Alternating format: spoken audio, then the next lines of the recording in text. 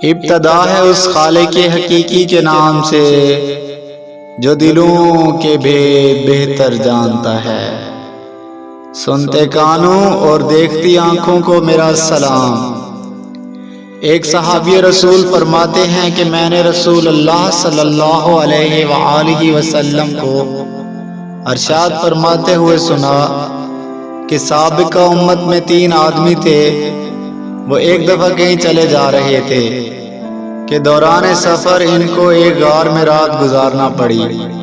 چنانچہ وہ تینوں ایک غار کے اندر داخل ہو گئے۔ تھوڑی ہی دیر کے بعد پہاڑ سے ایک بڑا پتھر سرکا اور اس نے آ کر غار کا منہ بند کر دیا۔ سب کہنے لگے کہ اس پتھر سے نجات اور خلاصی کی یہی صورت ہے کہ ہر آدمی اپنے نیک اعمال کا اللہ تعالیٰ کے سامنے وسیلہ پیش کر کے دعا کرے۔ چنانچہ ان میں سے ایک آدمی نے یوں دعا شروع کی کہ اے اللہ، میرے بوڑھے ماں باپ تھے، میں ان سے پہلے اپنے بچوں کو دودھ نہیں پلاتا تھا۔ ایک دن میں درختوں کی تلاش میں دور نکل گیا۔ جب شام کو واپس آیا تو وہ دونوں سو چکے تھے۔ میں نے ان کے لیے رات کا دودھ دوہا۔ جب ان کی خدمت میں لے کر حاضر ہوا تو وہ سوئے ہوئے تھے۔ میں نے ان کو جگانا پسند نہیں کیا اور مجھے یہ بات بھی اچھی نہ لگی کہ ان سے پہلے اپنے بچوں کو دودھ پلاؤں۔ چنانچہ میں اس حالت میں کہ دودھ کا پیالہ میرے ہاتھ میں تھا اور ان کے بیدار ہونے کا انتظار کرتا رہا، یہاں تک کہ ساری رات گزر گئی اور صبح صادق ہو گئی اور بچے میرے قدموں میں بلبلاتے رہے۔ پھر وہ بیدار ہوئے تو انہوں نے دودھ نوش کیا۔ اے اللہ، اگر میں نے یہ کام تیری رضا جوئی کے لیے کیا تھا تو اس پتھر کی وجہ سے جس پریشانی میں ہم مبتلا ہیں اس کو دور کر دے۔ چنانچہ وہ پتھر تھوڑا سا ہٹ گیا کہ ابھی اس سے نکلنا مشکل تھا۔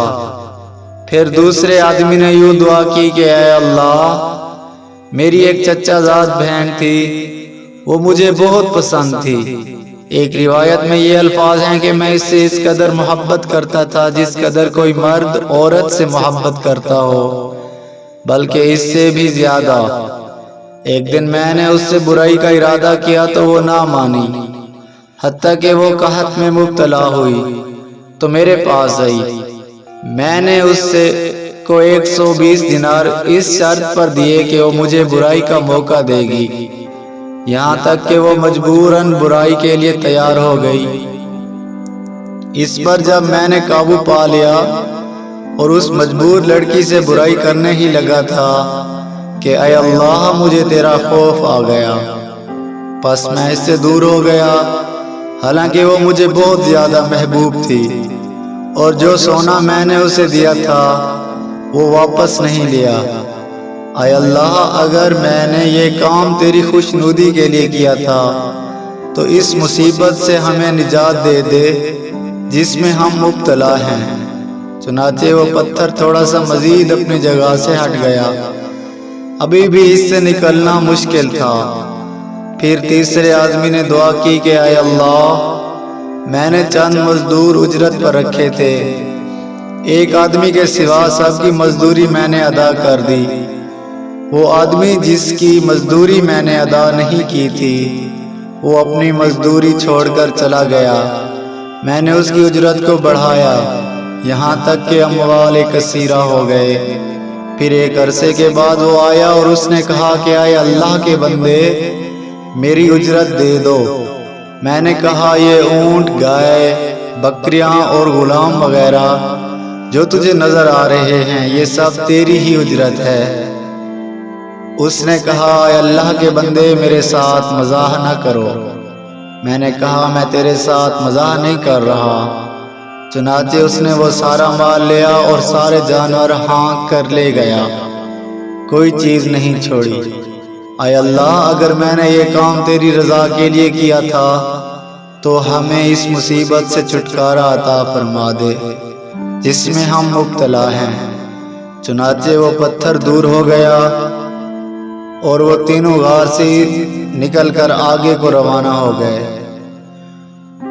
اے انسان، کیا ہم اللہ سے اپنے گناہوں کی سچی توبہ کرتے ہیں کیا ہم اپنے والدین کی خدمت کرتے ہیں جبکہ اللہ نے تو ہمیں اپنے والدین کے سامنے اپنی آنکھ ملانے کا حکم تک نہیں دیا؟ کیا ہم اللہ کی رضا کے لیے گناہوں کو ترک کر دیتے ہیں جبکہ اللہ نے تو ہمیں ایک غیر محرم کو دیکھنے کی بھی اجازت نہیں دی؟ کیا ہم اپنے ہاں کام کرنے والے مزدوروں کو انسان سمجھتے ہیں؟ اگر ہمارے پاس کوئی مزدور کام کرنے کے لیے آ بھی جاتا ہے تو ہماری کوشش ہوتی ہے کہ ہم اس سے وہ کام بھی کریں جو اس کے بس میں نہیں ہے، جبکہ حضرت محمد صلی اللہ علیہ وآلہ وسلم نے تمام انسانوں کو ایک جیسا قرار دیا ہے اور آپس میں ایک دوسرے کے ساتھ حسن سلوک کرنے کا حکم دیا ہے۔